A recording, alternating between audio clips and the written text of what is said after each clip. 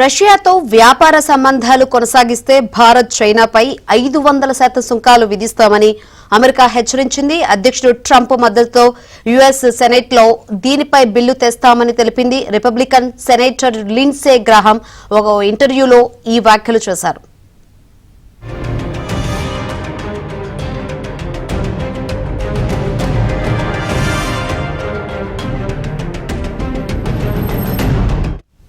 Russia నుంచి చమురు కొనుగోలు చేస్తూ ఉక్రెయిన్ కు సాయం చేయని దేశాల ఉత్పత్తులపై 500% సుంకం విధిస్తామన్నారు. రష్యా నుంచి భారత్, చైనా 70% చమురును కొనుగోలు చేస్తున్నాయన్నారు. ఆగస్టులో బిల్లు ప్రవేశపెట్టే అవకాశం ఉందని, ఈ బిల్లుకు ట్రంప్ కూడా అంగీకారం తెలిపారన్నారు.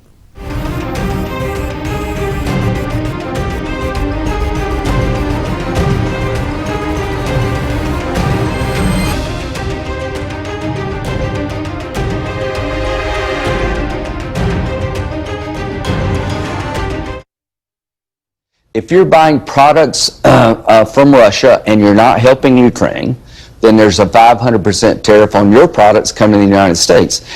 India and China buy 70% of Putin's oil. They keep his war machine going. My bill has 84 co-sponsors.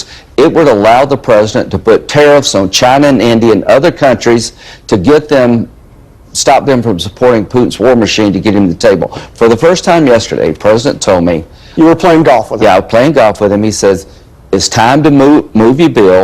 There's a waiver in the bill, Mr. President. You're in charge of whether or not it's to be implemented. కాగా రష్యాను ఆర్థికంగా ఇబ్బందులను పెట్టేందుకు US చేస్తున్న ప్రయత్నాల్లో ఇది ఒకటిగా తెలుస్తోంది.